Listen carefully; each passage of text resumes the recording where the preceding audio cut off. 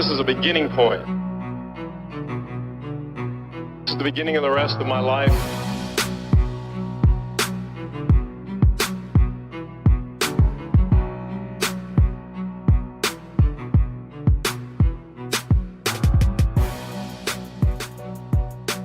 I got the meaning, and I got to write it down, because I don't want to forget it.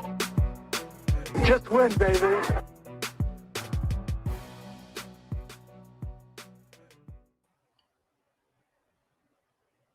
Just win, baby.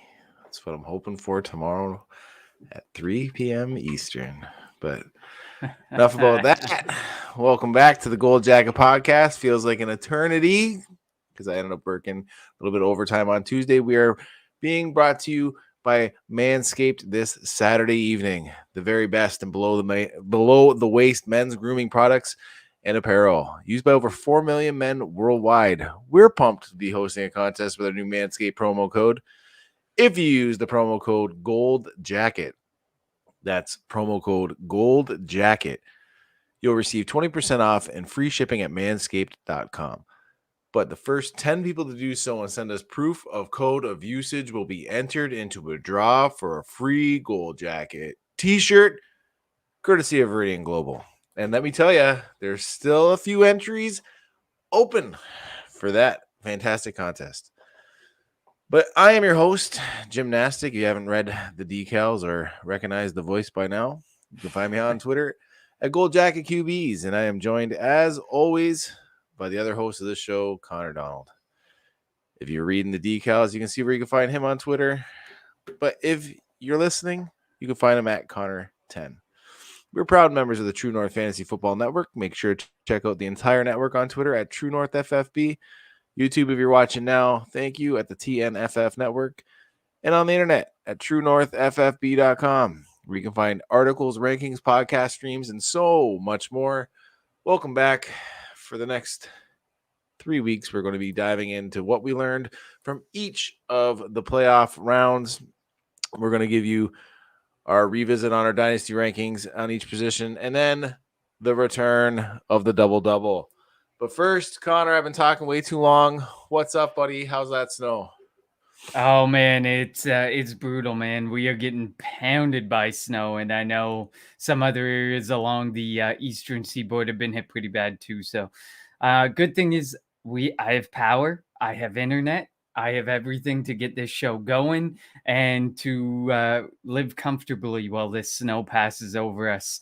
But man, I'm pumped. I'm excited to be back. It feels like it's been so long since I've seen your face and since we've done an episode, even though it's only been like an extra 4 days. But shall we dive right into it? I mean, let's get right. First of all, I have to ask, do you think Tom Brady is actually retiring? Is it official? Do you think it's actually he's going to retire? That this is it? Have the words come out of his agent's mouth or from his camp specifically where they have not deleted the tweet? Not yet. Not yet. Thank you, Dan. Yeah, I agree with Dan. I do think he's done. I just think he didn't want it to happen before the Super Bowl. He wanted the attention to remain on, have these teams have their moment in the spotlight and, play the games, enjoy the football that's left. And then he was probably going to make an announcement after, and something snuck out of the camp. That's my personal opinion. Yeah, I think he's done. I mean, when one of your top dogs wishes, thanks a lot for everything, big bro, for everything you've done, Mike Evans, I think that's pretty official. I think if anyone he's going to be telling, it would probably be his wide receiver group and core group of guys, the Gronks, the guys that he ended up making top fives throughout his career. But with that, if he is kind of gaslighting you a little bit and pulling it back, is it Kyle Trask time?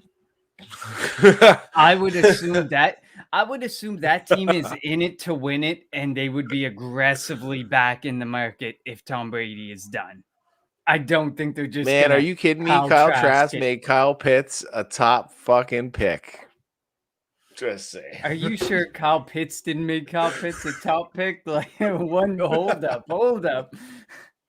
But I'm just kidding, man. It's been way too long. I'm just having a little bit of shits and giggles here.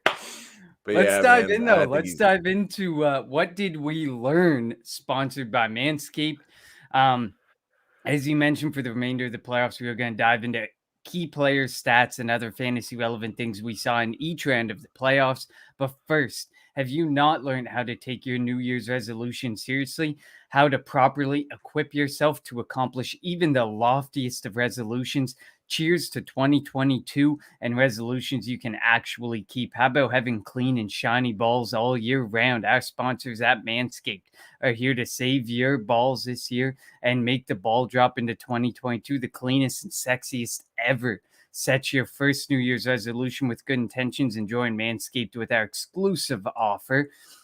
And that is, go to manscaped.com right now and use the code Gold Jacket for 20% off and free shipping. That is manscaped.com and the promo code Gold Jacket, and you will receive 20% off and free shipping.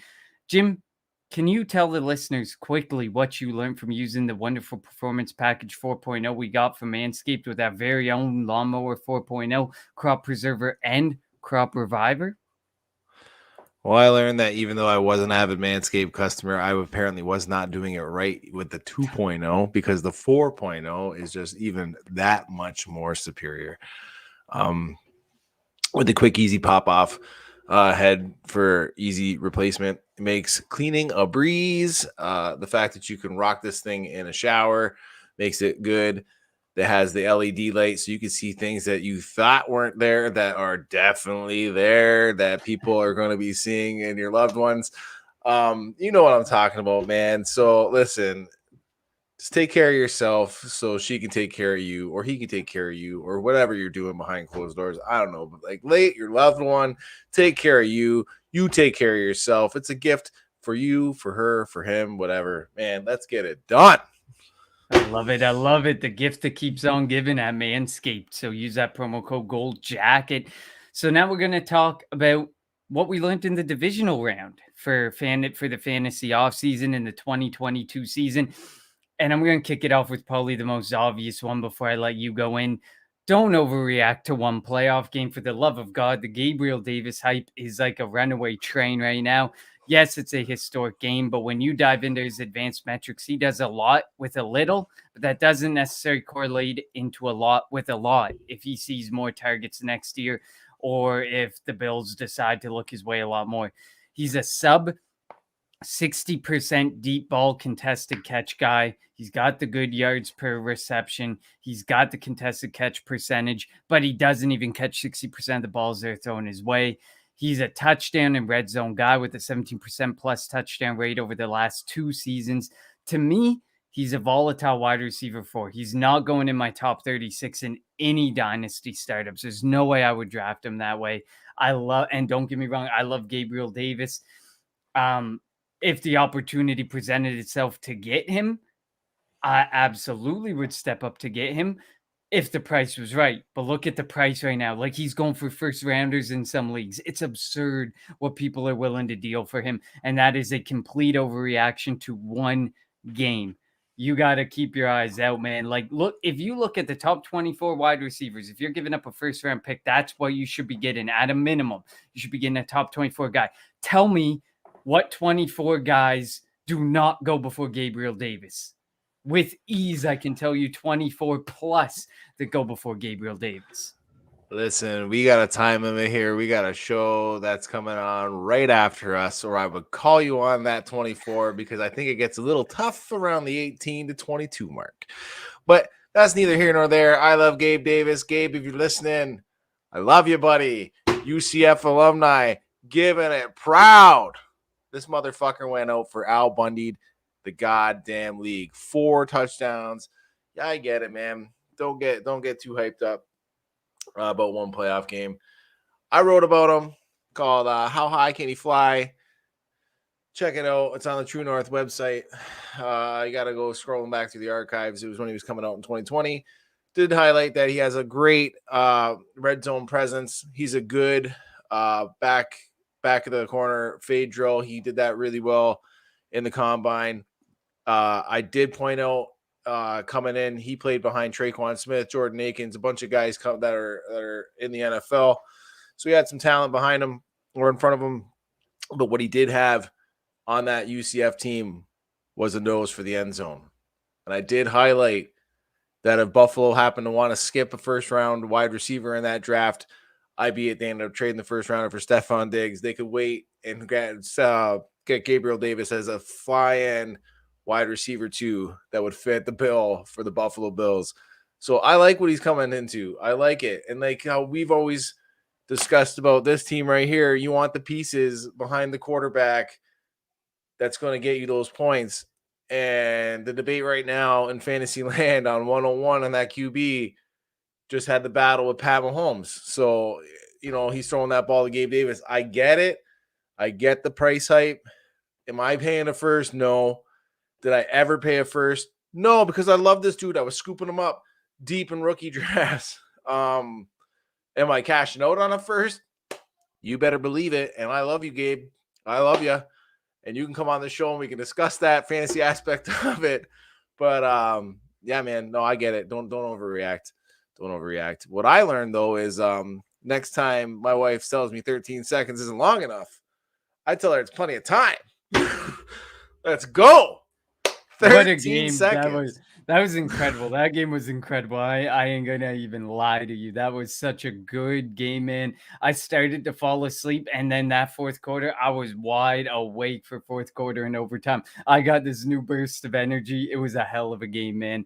And shout out to the Chiefs, Jim's Chiefs. And as an Eagles fan, I'd love to see Andy Reid bring home another Super Bowl. I'll take it. If I got to roll somewhere, it's going to be with the Chiefs. Next up, don't worry about Derrick Henry. He's going to be just fine. I understand that he started out the game, I think it was like 14 for 48 or something. And I saw some tweets. People were freaking out. People were like, oh, is this what it looks like? The guy came back with like screws and a metal plate in his ankle, for God's sakes. Like, come on. The guy probably shouldn't have even been back. So his 20-62-1 is not bad. And it's definitely indicative of the direction that the Titans will go next year. The fact that they gave him 20 rushing attempts is definitely indicative that Derrick Henry's workload is going nowheres next year. Don't forget, before his injury, he was averaging a full 2 points per game better than everybody's RB1, Jonathan Taylor. So if you get the opportunity to buy low on Derrick Henry, I would absolutely do it. Are you going to have to ride him into the ground like you probably did with Todd Gurley and stuff? 100% you're probably going to end up being stuck riding him into the ground. But at the end of the day, don't overreact, man. This team runs through him. They showed that they will continue to run through the running back with the way they used Foreman, with the way they used McNichols and some of their other running backs. So don't stress it. And if somebody's trying to get rid of him, buy him on the low for sure. He can definitely probably lead you to a championship next year. Yeah, I agree with that. I think that was statistically his first ever loss with 20 or more rushing attempts. I could be wrong. Yeah, absolutely. I saw an interesting stat. Okay, so listen, if you're not worried about Dalvin Cook at all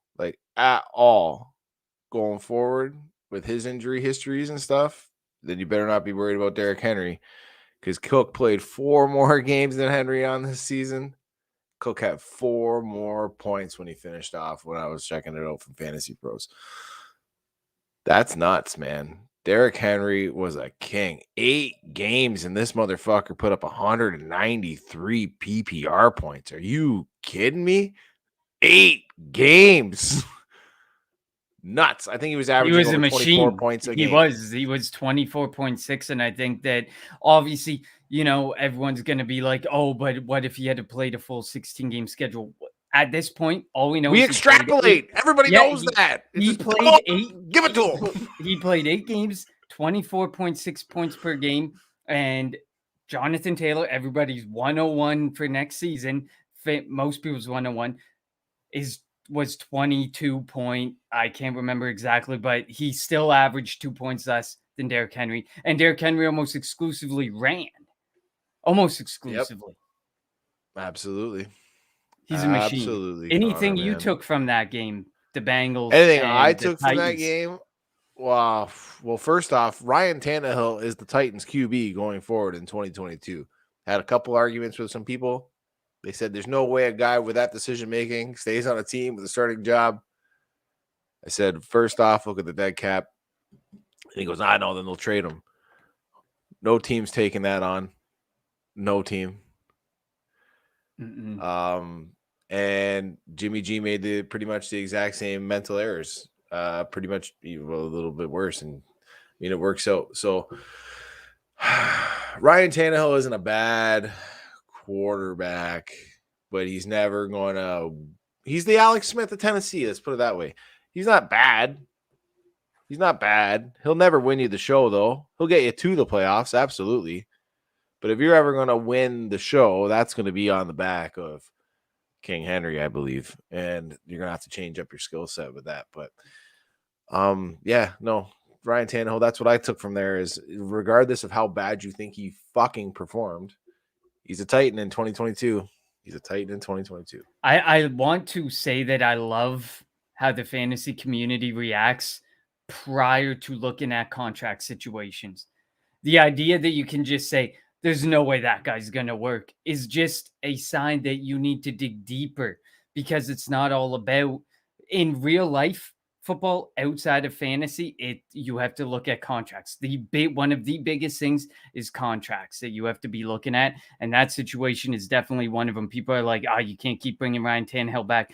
$40 million dead cap hits. So same as for the Falcons fans who are like, we're probably going to go quarterback. You can go quarterback in the draft, or you can look at the quarterback market, but a over $30 million dead cap hit there says you're probably stuck with Matty Ryan another season. So it's those situations that you really have to take into account, especially even look at the running back. Everyone's like, Tony Pollard's taking Zeke's job 100%. I would pump the brakes on that. There is a massive amount of money piling up in Zeke's contract that says that Zeke is going to get touches, Zeke is going to play, and they are going to attempt to make him a part of that offense for at least a couple more seasons. So take a look at contracts. It is definitely something that is an underrated thing that people do not look at in fantasy football. Absolutely. Nobody looks at the contracts except for that one account I follow that just rocks contracts. There's always the one guy. But next up, San Francisco for me. I say patience with San Fran. Mainly Ayuk and Lance. The 49ers are rolling with what's working. That's Jimmy G. That's Elijah Mitchell. That's Debo Samuel. That's George Kittle. But they very well are likely a team in transition next year if Lance moves under center. But if you watch that game, there were bad drops, plus Jimmy G airmailing and being way off target on a bunch of passes. This is an offense that will be really fun to have pieces of going forward. That's my personal take on it. And I've admitted it before. I was wrong on Brandon Ayuk. And for the people who are sitting there riding the wave of, Ayuk has a good game, bad game, good game, bad game. Look at Jimmy G. Watch Jimmy G for a bit. There's no way that man is going to continue to be the quarterback, and the investment that they put in Trey Lance, there's no way Jimmy G stays the quarterback that much longer, especially since I do believe, speaking of contracts, that they have almost no more guaranteed dollars wrapped up in him after this season. They really didn't have a need this season, which is a good time because the market is red hot. Like you said, Ben's out. Tom Brady might be out. There was already like 6 or 7 teams looking to be in the quarterback market. So there's plenty of jobs available. Well, let's hope that Denver doesn't go Jimmy G. Those weapons deserve so much better. Denver screams like they would go pick up Jimmy G. That's like Jimmy G is the Denver quarterback. They're like the last 12 years. They're like, how can we upgrade over Teddy Bridgewater? Jimmy Garoppolo. Yes. That is exactly the mentality. Yes. Yes. What about he went to a Super Bowl. That's what they're going to say. From that game. From my takes from that game, I still think that Shanahan's overrated a little bit. Plain and simple, you guys kicked the game-winning field goal against a team that couldn't even muster 11 guys on the field for the most important play of the game. Like, Yes. get out of here. Yes. Get fucked. You guys squeaked through. Like, you guys squeaked through, and like death taxes and Aaron Rodgers or the Packers fucking up in some sort of playoff game and not doing nothing. Like, that's, oh my God. It was painful. It's money though. Like, it's money. Like, how many times the San Francisco 49ers beat the Green Bay Packers in the playoffs is nuts. Like, it was nuts. The kryptonite. It is the kryptonite of the Green Bay Packers to face. Maybe if they put 11 players on the field, they might have, did something. Maybe they might have got the all-important block. I mean, talk to the Green Bay Packers. They were the ones who had the pump blocked. Yeah. So you never know. Special teams are important. Next up, I'm really concerned about Davante Adams going forward, where he's end up, like, what's going to happen with him. Aaron Rodgers, Aaron Jones. That offense to me is really in flux. I like Aaron Jones. I like him as a talent, but I mean, Aaron Rodgers leaves. Davante Adams leaves. All of a sudden, what is that receiving core left with? I like Alan Lazard, but how much of it was Aaron Rodgers? But Davante Adams, for me, man, his ask is $30 million. That's his ask. Like, I don't even know many teams who are actually going to go in on that. And I think he gets franchise tag. And then if we learn anything from like the Lev Bell and taking a year off, it's probably not worth it for you to not sign it and say, I'm sitting out. I'm not signing this. I'm not playing football this year because you guys want to franchise tag me. I don't think it's worth it for Davante Adams to go to that extent. So I think he will be back there no matter who the quarterback is, because I don't think he's going to be left with much of a choice. It's either you sign this or you sit out for a year. And we've seen what that has done for people in the past, sitting out or taking any extent of time off. Yeah, maybe. I mean, and I had concerns about Jones too.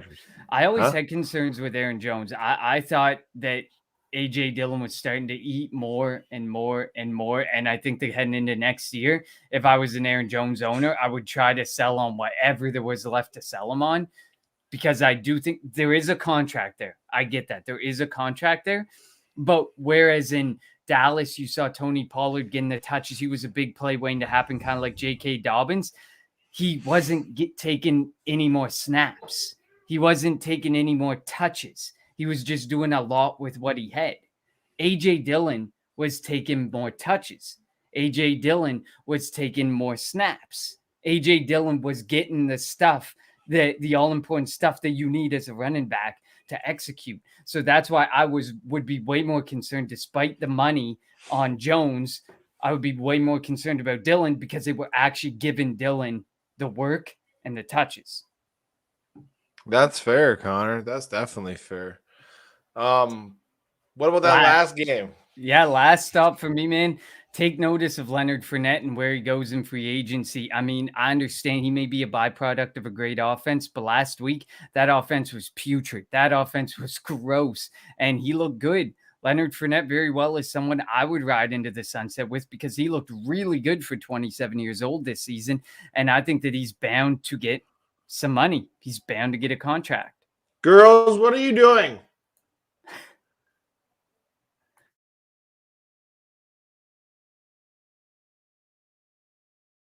So I'm definitely saying watch out for Leonard Fournette and where he goes next season, because I think that he's somebody you should definitely be keeping your eyes on. But based on his age, you're probably going to have to ride into the sunset with him. But his finish this year, I think he was like top 5 RB. Definitely something to keep in mind. But like I said, he could be a byproduct of his offense, but that doesn't mean that I don't think he can be an RB1 again next season. Maybe not up in the top 5, but I definitely think he can be in the top 12. I like that sneaky value right there, Connor. I apologize for that for that mute button slip there as I yelled out to the munchkins there. What about you? What did you take from that game? I took from that game that your sell window on Cam Akers opened wide up. The dude looked good. Minus my the fumbles. Fumble, yeah, man. Listen, everybody fumbles. Fuck, like it happens. That's like the Jamar Chase preseason drops. I mean, Yeah. similar to what we said about Derrick Henry, man. Cam Akers is coming off an injury. Nobody comes back from this quickly. The man tore his Achilles and was back in 5 months. Man, give the dude a chance. He's probably a little. There's a mental game to it of these guys coming to hit you, and you're just back from your Achilles tear. I don't even know about that. That was just a wonky fumble hit, man. Like he was going ass over tea kettle, head hit the ground, and then the ball came loose, man. Like I don't think that was anything about on Akers on that. There was no technique issue there, or I think any scared issues for being hit. He looked good. He looked real good. On the other side of that coin, if you're not an Akers owner, I'd feel now comfortable. This is when I also said in preseason where I wasn't trading for Cam Akers, or not preseason, right after that injury, I wasn't comfortable trading for Cam Akers for his asking price of the first, where people were still looking for the first. I felt really uncomfortable with that. I did say if you see him come back in any shape or form and looks good, then I would be willing to pay that first. I also know that price might go up, but it also might have plateaued, might have leveled off and now peak back up. So like the first is that plateau, right? It probably ended up going down to a second rounder in midseason when they weren't getting any bites, and now it looks good, and now you can get that first rounder again. So, but now I feel comfortable. I would definitely feel comfortable sending that out. You know what he's happening. I actually kind of wish that they didn't win, and then you'd see it. That would be it. There's no like cause for possible re-injury. It's in, you know what I mean? And then he's good. He rests out in the sunset. But either way, they play tomorrow, 6 p.m. Eastern, and then hopefully escapes any and all injuries, and then he's done for the year. Okay, San Francisco's win that game. Hot take. I like it. Quickly before we go in, that's what we learned from the divisional round. But before we hop into talking about time to revisit with our revisiting of our top 24s and where we hit, where we missed, and some of the biggest changes we're going to be making amongst our running backs, a quick word from Veridian Global. Here at the Gold Jacket Podcast, we take family very seriously. We know that family doesn't always stop at the bloodline. It's a word that ensures trust. It's a word that, well, around here, means that I know that I can count on you to have my back. Veridian Global is family, a family of the Fantasy Collective, and that is the exact reason Veridian Global will have your back. And I don't just mean literally covering your back in the best apparel they can possibly outfit you in. I mean it every step of the way, from finding the brand that fits you best to tracking your order to making sure you are fully satisfied at every step. With over 50 brands a part of the Fantasy Football Collective family, what are you waiting for? Join the family now. VeridianGlobal.com. Love it. Shout out to Veridian Global there as always. Time to revisit. Sponsored by Monkey Knife Fight. Visit monkeyknifefight.com. Sign up and use the promo code TNFF for a 100% deposit match up to $100. There's still lots of football. There's 4 games of football left to go touchdown dancing, play some more or less, or some of the other great prop games that still exist. So like I said, we're going to talk our running back dynasty rankings or redraft rankings if Jim has his redrafts up, and talk our biggest misses, hits, risers, fallers. My biggest misses, and I think we both missed on this one, was Austin Eckler. I think my biggest miss by far was Austin Eckler. I think I had him around RB like 12 or just out on the fringes of being an RB1, and he definitely blew us away because we were like, well, all he is a receiver, but he kind of showed he can do running, he can do the passing, he can be involved in the passing game there despite the weapons that are there. So definitely I think my biggest miss on this was Austin Eckler, and he may be a bit higher next year, but we have to remember age has to begin to factor in with Austin Eckler as well, because I believe he is the same age as Derrick Henry. So we have to put similar concern into both of them, especially from an age perspective. And Derrick Henry just has that one injury really to his name, and he's got the workload. So what about you? What was one of your biggest misses? And obviously James Conner. James Conner was a massive miss because I did not expect him to come in and Chase Edmonds missed a bunch of time and be what Chase Edmonds was, and James Conner to feast on the touchdowns, which I should have known. So I was right there with you with Austin Eckler. I had him at RB9 on the season. Yeah, he blew up. Biggest misses looking at this would probably be Antonio Gibson, RB4, Jonathan Taylor, RB11, Alvin Kamara, RB2.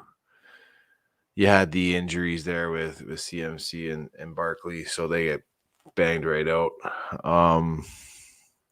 And too low. I was definitely too low on Najee Harris. I had him outside the top 12. I had him at RB15. Those would definitely be my biggest misses, I would say. Yeah, and I almost hit on Najee. I had Najee as my RB7, and he was an RB5. And I mean, not like, so yeah, there was concerns with the offensive line, but the draft capital was invested. Like, that's another thing you got to look at, draft capital. You know that he was coming in and almost going to take the exclusive role there. So there was kind of that idea that, was he going to get enough of the work to supersede the potential issues on the offensive line and stuff? So to me, that was what kept Najee Harris up there for me. I also missed on Miles Sanders.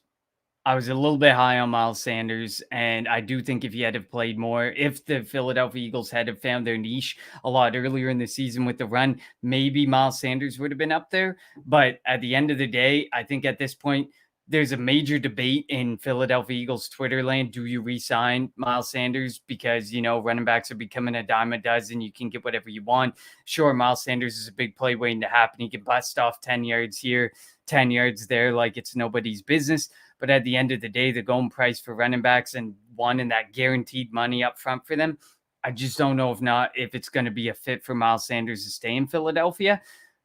But some team will take him on. But at this point, he's going to continuously land in that running back dead zone. And how much are you going to put up with that disappointment with Miles Sanders? I think it more had to do with the injury. That was why I missed with him. But by points per game, because I went by points per game, not the final finish points. And he still was quite low. But, I mean, like I said, the first 6 games, they literally didn't run the football. There was a game where they ran the football twice. I like it. I'm trying to find some hits on this, man. So I would say probably none when you really want to look at it. I mean, like, nobody really like fell in that exact range. I mean, I had Joe Mixon RB8. Like my top 12 going for the redraft this year was CMC, Kamara, Barkley, Gibson, Cook, Aaron Jones, Derrick Henry, Joe Mixon, Eckler, Edwards-Helaire, Taylor, and then it was a tie between Chubb and Swift. There was a 0.2 point difference on those two. So yeah, like I missed. I missed. I had Miles Sanders at RB17 because I think the Eagles off sucked. And even then, you probably would have been too high on him. But I had a couple other close hits. So I had DeAndre Swift at RB11. He finished RB11 in points per game. Injury might have played a bit of a factor in him finishing that low. I think he probably could have ended up higher. Josh Jacobs, I had him as RB17. He finished 16. And Gibson, I had 16, and he finished 19. Gibson, again, could have been injuries. Josh Jacobs, I think that's where he's going to land. I think that's where you have to become accustomed to having him. Although the rumors of McDaniels going to Vegas have me kind of cautiously optimistic of Josh Jacobs, because if he brings over that running style attack that they have there with Damien Harris and Ramondre Stevenson and stuff, you do have Kenyon Drake there. You do have Josh Jacobs there. You do have guys there that maybe you could be cautiously optimistic about, depending on if McDaniels actually ends up being the coach there, like the rumors are becoming. That's something to watch just based on type of offense that somebody runs. So those would have been my couple of hits. Quick touch on the risers and fallers. Who are a couple names that you're going to be rising up your boards, rising up your rankings this offseason? A couple guys that are going to be rising up my boards this off season. If I was to think real quick, and I don't really know. Like, I know guys that are going to be dropping. You know what I mean? Like the CMCs, like where I know everyone likes to like the age cliff deal with a running back. I'm not really that fearful on it. But CMC, I'm going to be pushing down. Depending on the Green Bay situation, probably Aaron Jones a little bit down. But again, it all depends. Like, you know, a lot of things can happen. Probably staying put with Joe Mixon. You know what I mean? Like where everybody else is probably coming up to where I had Joe Mixon. I'm probably going to be keeping Joe Mixon where he is. So that's not really while it is an off-season riser, it's not my riser. I'm more lowering guys. Maybe DeAndre Swift. Actually, DeAndre Swift and Jonathan Taylor are definitely going to be rising. Looking at those ranks, 13 and 11 respectively, where I had them. So they'll I be think cracking the Jonathan top 10. Taylor, if you didn't have him as your RB1, is definitely rising because I don't think He's there's definitely gonna not be my many RB1. people- I'll tell you that. Oh, really? He's not my RB1. Wow, interesting. Well, as we dive in further into the season, we'll have to learn some more about where gymnastics going with his running backs. Risers for me, I think a no-brainer is Elijah Mitchell for me. Obviously, I had him nowhere near any type of existence because obviously I had Trey Sermon up there just outside the top 24, thinking that he was going to get the opportunity. But I think that they have that backfield on lock with Debo Samuel and Elijah Mitchell. And Elijah Mitchell, when healthy, fingers crossed, is really good, very effective. So That's what I was hopefully about to ask stays you. injured or stays healthy. So you're going to rise him up, but what has he done? Draft, like, I mean, okay, his talent is there, but like, what has he done for a stranglehold on that job? The draft capital isn't there. The injury history is there. You know what I mean? He's not consistently there. So I don't see him having a stranglehold on this job. It's not like they invested a lot of money on him. Like, and this guy is a guy that's notoriously an RB guru who gets the best of the best from anybody and can just get a guy off the street, according to everybody and anybody, and myself included, when you get guys like, you know, Freddie Morris and late round hits like that. So I don't really know if Elijah Mitchell's done enough to warrant being the RB going forward in San Francisco for 2022. That's fair. And you know what? In redraft, I think in redraft, I almost have him near the top 12. In Dynasty, I probably have him near the bottom of my top 24 for that circumstance that, you know, San Francisco likely will dip their toe back into the running back market because it's something that they continuously do. And I mean, there's a lot of guys like, what are you going to do with all these guys? You now have Trey Sermon, who does have a bit of draft capital to him.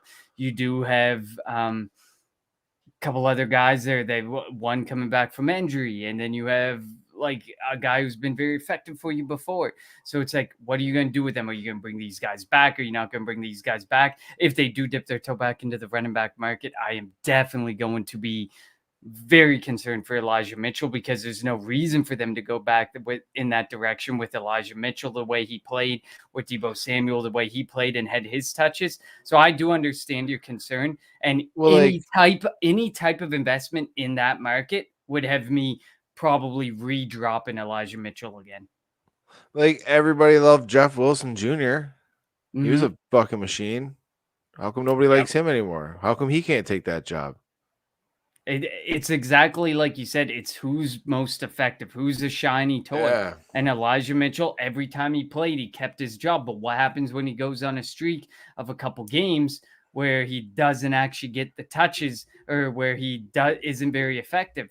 And like Dan Brown says here, not getting enough receptions either. Obviously, Debo Samuel's in the mix. I don't think you're going to get the receptions anymore with Debo Samuel as long as he's healthy and he's in the mix. And Debo Samuel is stealing touches on the ground as well.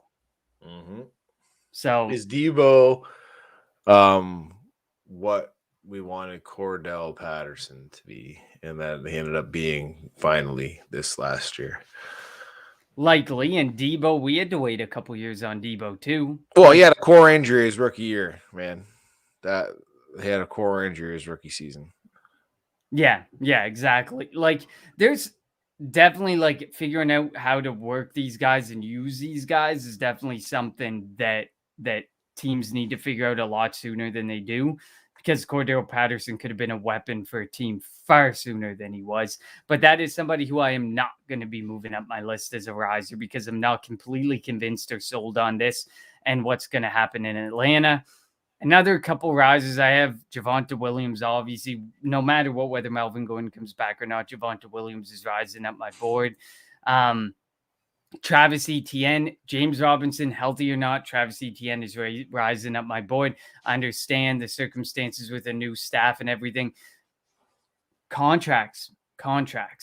He's still invested. You're still invested in him. You have the 5th round option on him. There's no reason to believe a team is just going to dump the year before his first round pick, one of the first round picks, with the investment that's in him from a financial perspective and from a draft perspective. I just don't buy that yet. I think Travis Etienne's going to have a piece of that offensive pie. And as of right now, that offensive pie looks like James Robinson whenever he can get healthy, Laviska Shenault, Marvin Jones, and then a whole lot of question marks, and Dan Arnold, and then a whole lot of question marks. So I see no reason not to rise Etienne and believe in him there. And also Devin Singletary. I think, contrary to the Elijah Mitchell situation, Singletary has locked down that. I think he has proven enough to lock down that job, and I think that they're going to stick with that approach, even if they do keep Zach Moss in the fold. I think he's been the most effective. He was always the most effective.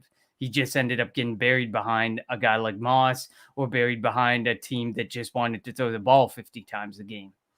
So now they know they have an effective runner and an effective run game. So those are my risers. I don't know if you have anything to add there. I like the Devin Singletary one. It'll be interesting to see what happens with Dabble leaving the Bills, but I'm interested to see how that scheme changes at all. You know what I mean? Like, if they're smart, I don't think it does, considering what they've just done. But you never know, man. Everyone likes to put their stamp on their offense when they come in. So that's going to be something that I'm going to be watching closely. The other one I'm going to be watching is if Leslie Frazier leaves, because as much as an offense that we play the game for offense, that defensive side of the ball plays just as an important factor. And Leslie Frazier is a damn good defensive coordinator. So if he's gone, puts a little bit more onus on the offense. They got to do a little bit more, maybe get themselves into some situations where some balls are forced, or other than that, or maybe some rushing opportunities are taken away. So that those are two things that I'm really looking at for the Bills offense, is who they're bringing in as their offensive coordinator, and do they retain their defensive coordinator going forward. But that's just a little tidbit. I definitely like it. Definitely a good point on that front. Just as much as the offensive coordinator makes or breaks an offense, a defense and a defensive coordinator can definitely do that. Have that similar effect. Lastly, just a couple followers I wanted to talk about that will be going down. Aaron Jones, I kind of alluded to that earlier in the episode. Miles Sanders, alluded to that a little while ago.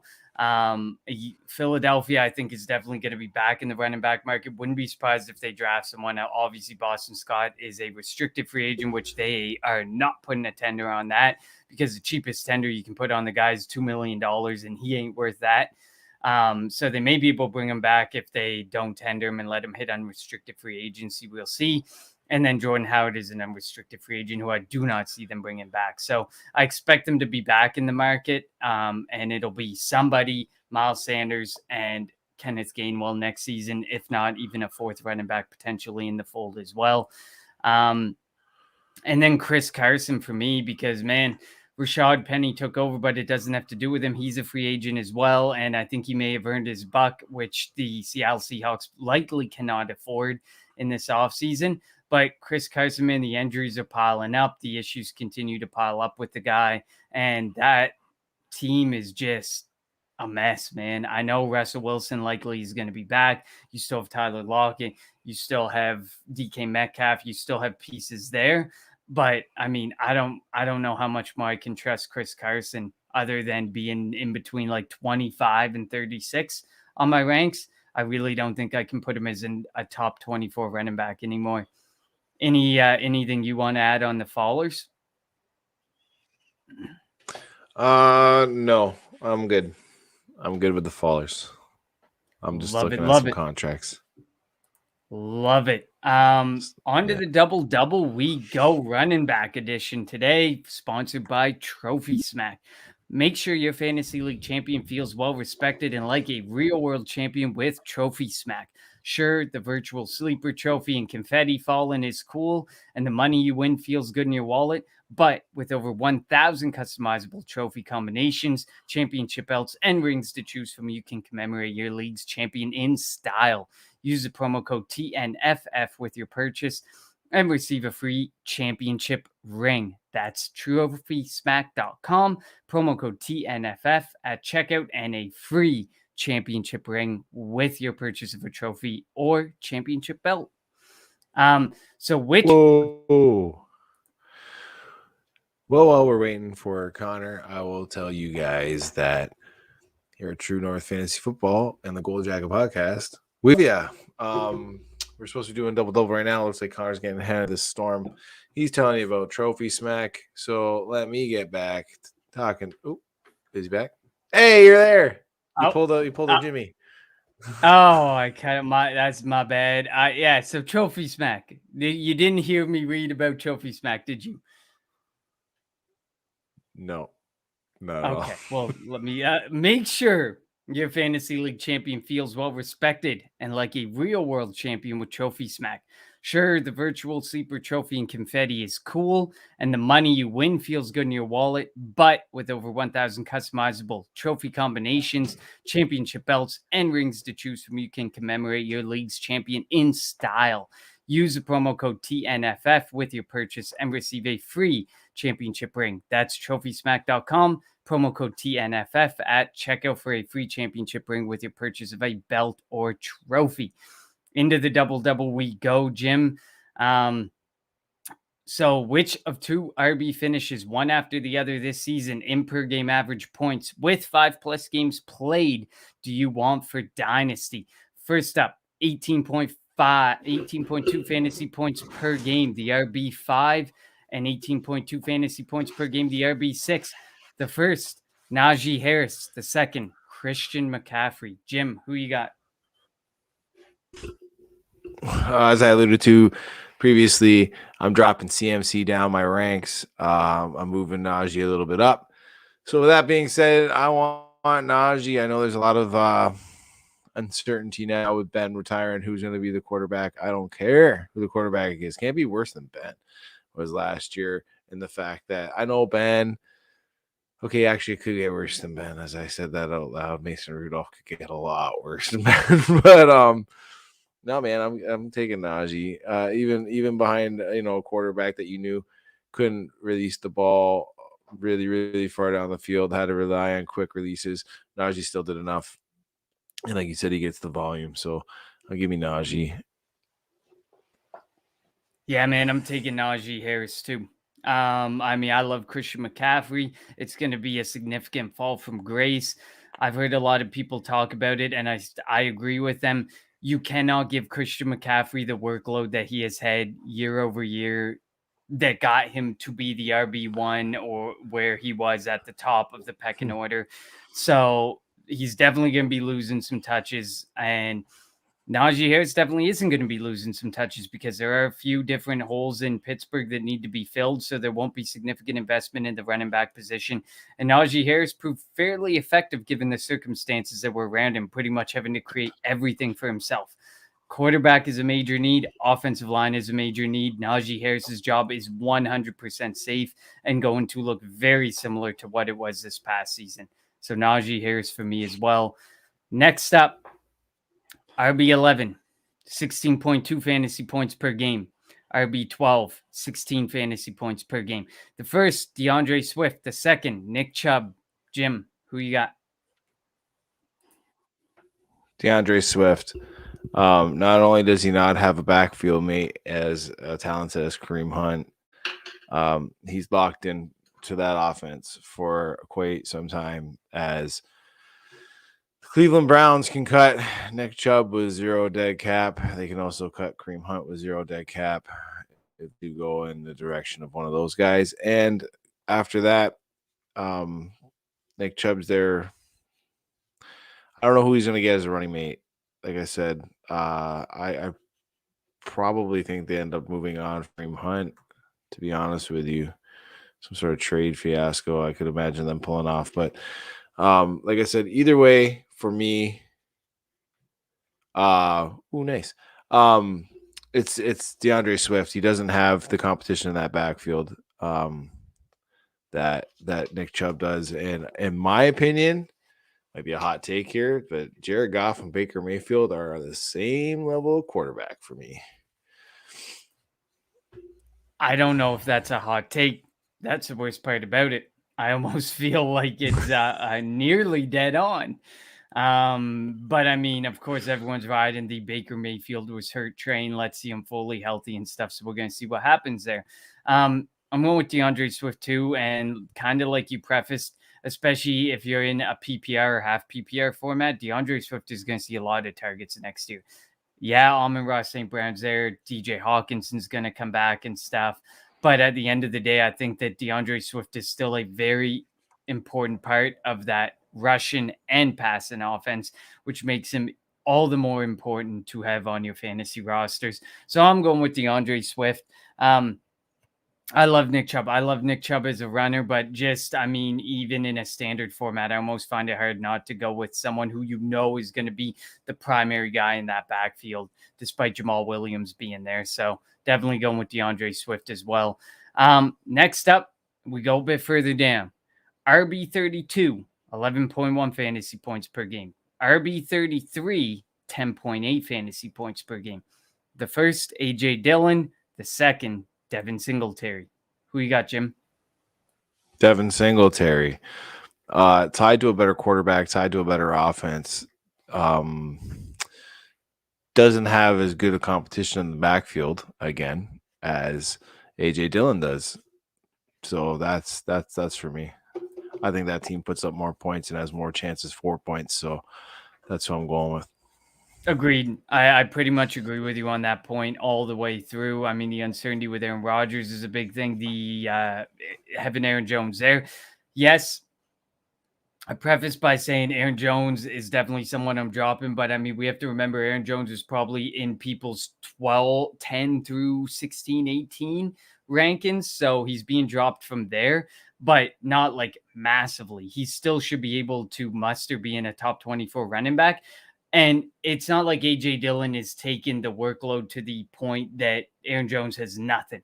I think it's looking more and more like it's going to be a 50-50 split, a very situational split. And that's why, for me, I'm going with Devin Singletary as well, and being tied to Josh Allen and his, dependent on Devin Singletary and his contract situation and what they figure out there. But I think he has more than worked himself into being the number one running back in that offense, and being tied to such a great offense definitely doesn't hurt as well. So I agree with you on there. I'm going with Devin Singletary as well. Next up, these two guys went in the same draft class. So this is definitely a hot button topic that's kind of been there.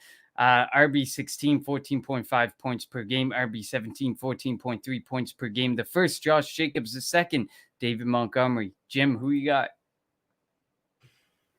Oh, man. If this is a January 29th decision, I'm probably going Josh Jacobs.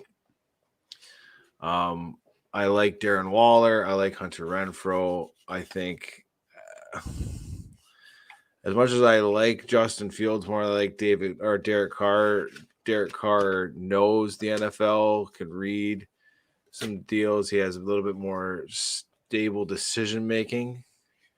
Gives him a little bit more opportunity to put points on the board.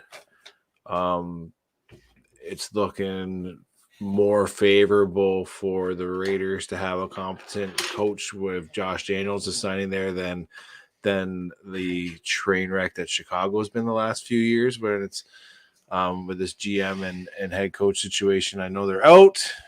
They did go defensive-minded head coach as well, which really surprised me given that you invested so heavily in Justin Fields the year prior and you went defensive-minded. Hopefully he's got some really good connections and he can bring in a really good offensive coordinator. Although the idea of like one of the names being the passing game coordinator out of Philadelphia, Kevin Petula, and look at the passing game that was in Philadelphia, maybe his connections aren't necessarily great or anything spectacular, but that would really worry me about David Montgomery as well, because you really need to have Justin Fields functioning well, that offense functioning well, and that offense looked putrid, and I think that offense is going to have a couple years of building to do, and as we know in the lifespan of a running back, we don't have a couple years to wait, especially when you're 27. especially when you're 4 years into the league or 3 years into the league like he is. So I'm going to go with Josh Jacobs as well, especially if it is McDaniels that comes into the fold. I really like the idea of him having McDaniels and maybe bringing over a run-heavy offense or a heavier run offense scheme to the situation there in Vegas. And I don't think Vegas is as far off as people think. They definitely showed that they got hurt, they got resiliency, and some things that they need to work on both sides of the ball. But they do have Darren Waller, who's going to be back healthy. They do have Hunter Renfrow, who is an absolute machine when he's targeted. Zay Jones was starting to show up a little bit. We're going to have to see what happens there. Brian Edwards is still in the fold. You never know what's going to happen. There's some things that need to change, but I'm going with Josh Jacobs as well. The last one, it's kind of a triple. I kind of threw a curveball into the double to wrap things up. Rank these three. One was the RB19, one was the RB20, one was the RB21, but they all averaged 13.8 fantasy points per game. Antonio Gibson, Damien Harris, Kareem Hunt. Rank them from best to worst. So I know this isn't going to be looked at as kosher or even 1 second.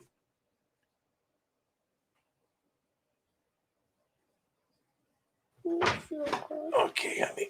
So, but for me, I can't quit the guy. I got a signed ball by him in the Kansas City Red. It's Kareem Hunt. The fact that he is putting up those numbers that Antonio Gibson did with Nick Chubb as his running mate is something I like. I always argued he was the RB, like a top RB1 option when he was in Kansas City. He has a skill set. You see it. For cost of acquisition, I liked Damien Harris. I like his running ability. I know the Bellatrix is happening, but he seems to be a guy that now has the trust of that organization going forward. The one I'm most concerned about costs probably the most to acquire.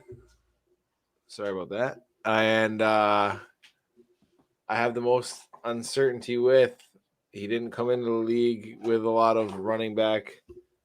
I'm sorry, man, Connor. I'm tired. A lot of running back touches coming in, but he showed the world that he could be a very good running back. But for me, his cost of acquisition is a little too high. The fact that I understand he has a couple of injuries, so I'm not really knocking the performance of him with those injuries. I understand that the shin splint there is a very difficult thing to be playing with, the difficult thing to, as a 39-year-old man, to be walking around with. As myself, could not imagine being a 23-year-old superstar athlete being pounded to the ground and have to shift your weight and getting hit in different directions with a shin splint. And I wouldn't be doing it. I'd be calling in WSIB, buddy. But he still has a high cost acquisition. So, me, I'm cheap. I'm getting mauled over here. But, yeah, that's how I have it. I got Kareem Hunt, Damien Harris, and Antonio Gibson. Yeah, so for me, I think I would probably go with I would go similarly. I would go with Kareem Hunt. Cost of acquisition is going to be low. What's Cleveland going to do with him? Is he still going to be around? But he's shown extreme effectiveness with and without Nick Chubb, which is huge. I think I would go Antonio Gibson second because I think that he's going to be a focal point of that offense. I do think cost of acquisition is expensive, and you're not going to get anything necessarily from an owner that quick. But lastly, I have Damien Harris. Damien Harris is a lot of uncertainty. Ramondre Stevenson was very effective when used. And Bill Belichick, you know how that offense works. I just don't trust that Damien Harris is going to continue to see a significant enough workload to really land you consistency at the running back position. So I would definitely go those three. So slightly different from you, but I like Antonio Gibson in that offense. What they do at the quarterback position, I don't think matters. If he can take an offseason and get fully and completely healthy, I think Antonio Gibson can be extremely good, extremely effective, and extremely important to that offense. I think they have the wide receiver. They have the tight end, and then they have the number one running back. So anything you want to add before we close this out, Jim? Man, I am running a jungle gym over here. I love it. I like what you're saying there with Antonio Gibson a little bit there. The fact that he did his damage, it doesn't matter. I think what quarterback's coming in, considering he did it with an array of what would be called mediocre quarterback play, but mediocre quarterbacks at the position where Damien Harris did it with a guy named Mac Jones, who I think is going to be a good quarterback for quite some time. Apparently, I have Bart Simpson behind me. Apparently, he decided to join in tonight. Yeah, apparently, a little Mac Brady. Yeah, I love it. I love it. Anyways, we will let you get out of here. My man Jim got called in last night and worked an overnight shift, and then he kind of got a short nap, and now you see what he's taking care of right now. Bart Simpson and two daughters, so we'll let him get to the fun. Thank you all for listening. Thank you all so much for supporting all the listeners, the watchers, whatever you might be. Make sure you rate, review, like, or subscribe wherever you're listening or watching the podcast stream. Shout out to all the sponsors, Manscaped. Of course, we do have that contest going on. Be one of the first 10 people to use the promo code GOLDJACKET at manscaped.com. Get your 20% off and your free shipping, plus an opportunity to be entered into a draw for a free Gold Jacket shirt, courtesy of one of our other amazing sponsors, Veridian Global. Also, Trophy Smack and Monkey Knife Fight. Make sure to check out the True North Fantasy Football crew, as you can see right above Jim's head, TrueNorthFFB.com, at TrueNorthFFB on Twitter, and the TNFF Network on YouTube.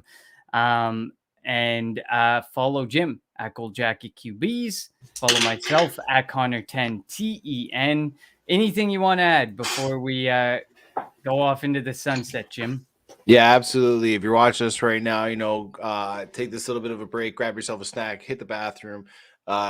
Keep that channel locked on True North Fantasy Football Network, because we got the SODFS coming on right at 8:30 Eastern with Dan Brown, special guest Bo McBriar. I want to be in there. I want to be chirping about that hot sauce that I love so much. I need to be putting it in order because I'm running low.